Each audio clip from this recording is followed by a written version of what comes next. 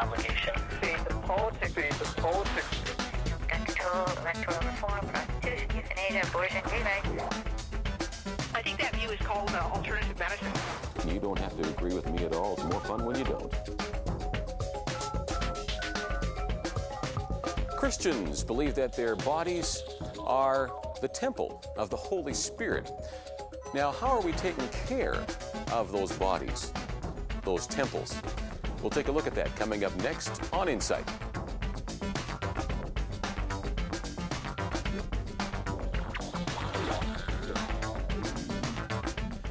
Welcome to Insight. I'm Paul Arthur. Phone lines are open, 1-888-816-2545, anywhere in Canada. Fascinating topic today. Are we stewarding our health properly? I think it's a basic principle of sowing and reaping. Thought about that today, you know. When we're young, we eat whatever we want, don't we? I mean, you know, that was me.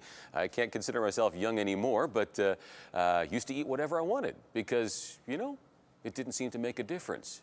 I never saw any tangible difference. If I ate, you know, a couple of bags of chips, I was skinny, you know, not a problem, right? But later on in life, it does catch up to us because we've planted an unhealthy crop. At some point, we're going to harvest that crop. So, you know, I think it's good advice to stay, you know, to your kids. Let's start young and let's plant a good crop, okay? Because later on, we will catch up to that. Is the body connected to the spirit? Is the body connected to the spiritual?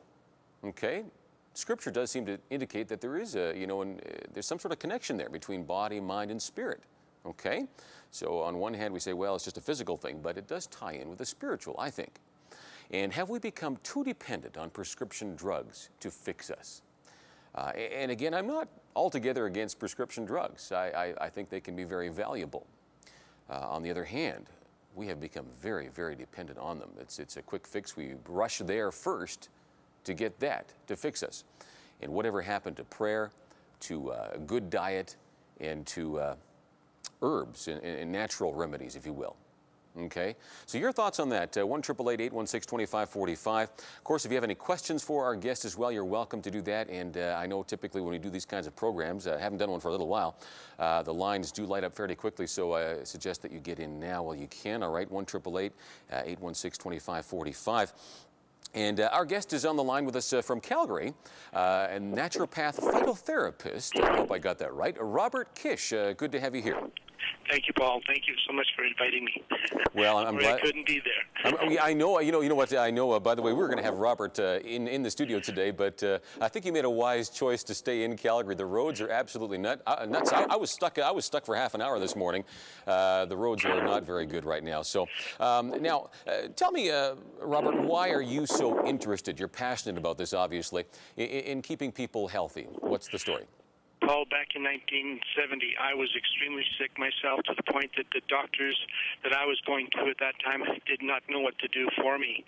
And I was going to a doctor just about 3 times a week. As a matter of fact, this man was also very much in the alternative end of everything.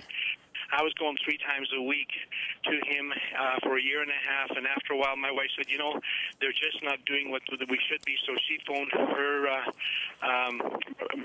brother in Montreal and told her about my condition and asked the question about who did her mom and dad or their mom and dad use to get their children back on track, and they had 14 children. And it was a company called Vachon Laboratories, and with that, my wife got on to the doctor who was responsible for the formulation of all their products. She told him about my condition. He sent me 3 months supply, and within about 6 weeks I was feeling so different. I could not believe I could change that much in 6 weeks. I had finished everything that was supposed to last 3 months in 6 weeks, and everything changed around so differently that there's no way that I could think of even going back to the work that I was doing before. Well, you know, I've heard that story from a number of people who are involved in, you know, naturopathic medicine. Is their own personal story so often is that they were, you know, left basically, you know, you're going to die, and so they thought, well, you know, what do I have to lose? Let's try a natural method, and boom, you know, there's a turnaround, and of course, then they dedicate their life to helping others in very similar situations. You know, we have become what I would call, I guess, a Prozac society. We're so dependent on drugs. Now, recently, we've seen a lot of recalls and concerns about some of the prescription drugs out there. I think of Vioxx, Celebrex, was it Naproxen, something like that? Naproxen, I believe it is, have also come into question recently. I'm looking at some headlines here from the Calgary Herald. Fascinating stuff. An Ontario research company, you know, in pharmaceuticals, has been caught breaking more than a dozen federal health regulations. This was last year here. But matter of fact, they found a total of 4 of these research companies, again, doing the testing for Health Canada, right? Guilty of breaking all kinds of rules. So I think there is reason to be concerned. I have one other statistic here, and that is, you know, again, from the paper here, that from 94 to 2003, the number of bad drug reactions that were reported, okay, jumped 145%, while the number of prescriptions filled increased only 59%. So there's something, you know, wrong here, because, I mean, we see the stamp of approval coming from the government, from Health Canada or from the FDA in the States, and so we naturally, and rightly so, I would guess, you know, assume that it's going to be safe for us, but we're not seeing that being very consistent. So there's some problems here. Any thoughts on that? Well, you know, the big thing with any of the prescription medication that people are using, our teaching and the doctors that teach the work that we do here, Paul, by the way, I mentioned that all the doctors that we do work with are all Christian doctors. They're basically saying that anytime you put a synthetic, anything into your system, that's really going to interfere with the rest of the natural processes within the system. So for us, we have programs for an example, an arthritic condition, we have a program that we could probably also give you, and matter of fact, I could probably give you 5 different programs for an arthritic condition. But that really doesn't mean that even if I gave you an all-natural supplement program, does not necessarily mean that it's going to work, because our thoughts are is that we have to balance the body chemistry first before anything will be properly utilized by the system as it passes through the system. Right. And we're going to talk more about this here in a little bit. Still with the drug issue here as well. Again, I don't want to put down doctors, like you say. I mean, they're very helpful, and I think they're very genuine in their desire to help people. It's however, I mean, again, it's just the way they've been trained. I think, for one thing, to depend a lot on drugs.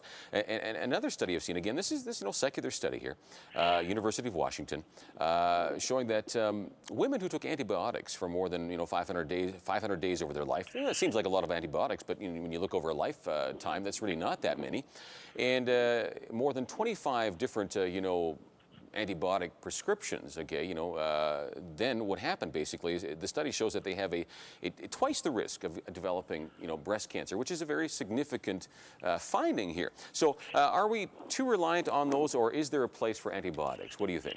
You know, I think at any time when it gets to the point where I think you have to go there. We have suggested to people that are coming here that, I think right now you need to see your doctor. Get the prescription.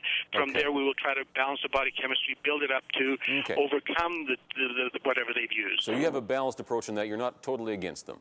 Not at all. No, matter of fact, many times we have sent people back to the doctor. Matter of fact, what we try to suggest for people is that any work that a doctor should do, people should have their own files and own records on what their blood work is, so that they know where their weaknesses are. We can also show them, for their sake only, to see that if we are on track, those numbers should improve. Okay.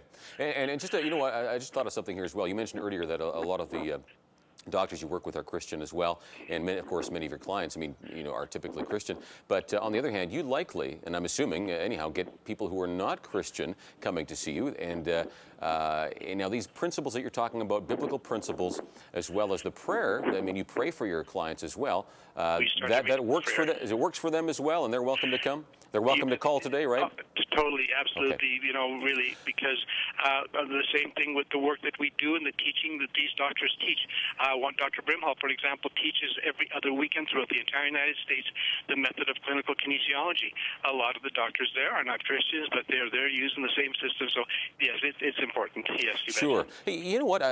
You talk about your Natrix computer system, and I was a little bit interested by that because I've never I guess, gone to a naturopath or a doctor who's hooked me up to a computer to do some testing, sort of like driving, you know, your vehicle into the mechanic and, you know, let's do a computer diagnostics test, right? Yes. Matter of fact, the computer, by the way, Paul, has been developed by a doctor by the name of Dr. Bill Nelson.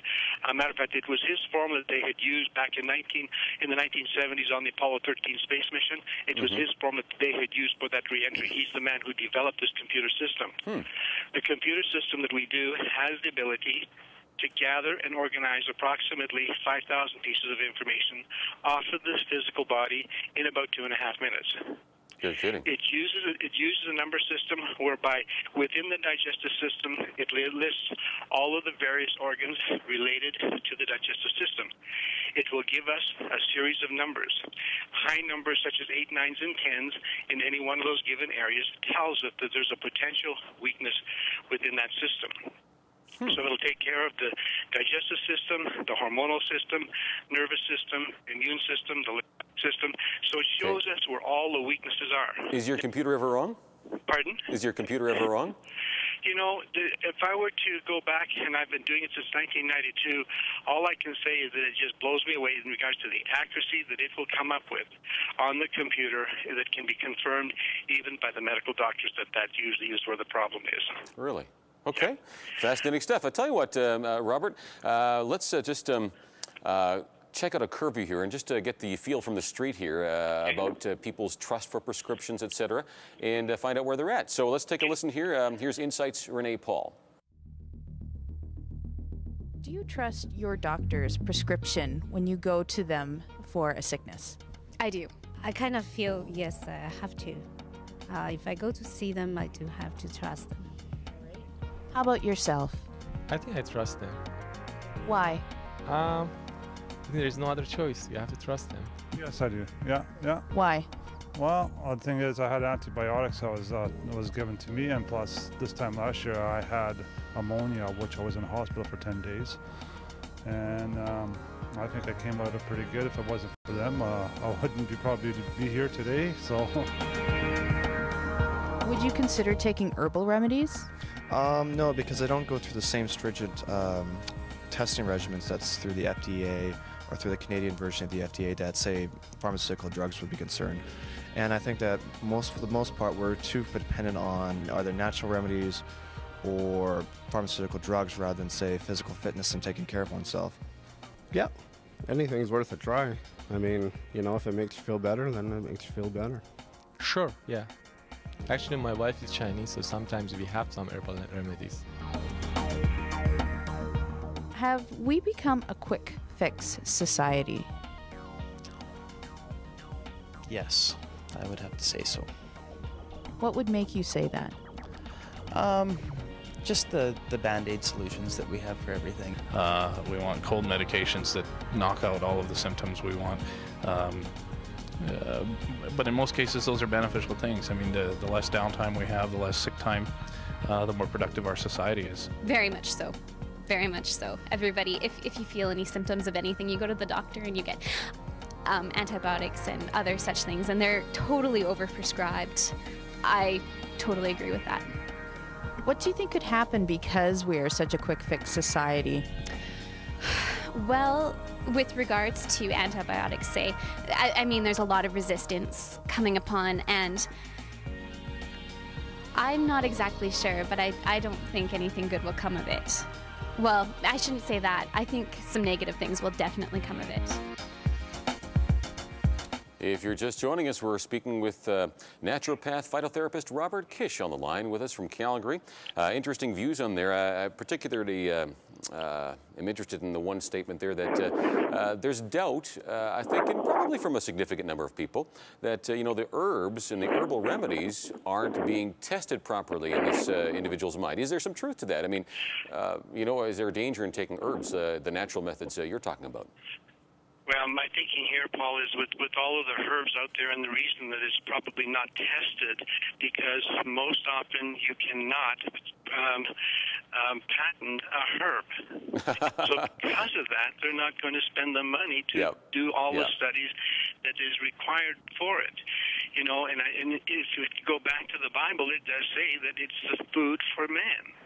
What does it say in Genesis 1? God said, I give you every fruit. I'm sorry, what is it? Every seed-bearing plant on the earth. Yeah. It is meant to be used for us for the purpose of healing. Okay, yeah, now I guess, I mean, would that help, I suppose, if we did some more testing on herbs? But again, who's going to fund that, right? And I know some herbs do have side effects, so I understand in that sense he does have a concern on that. But I think perhaps it's overstated. Again, I'm not sure how many people have died from overdoses of herbs, probably very few.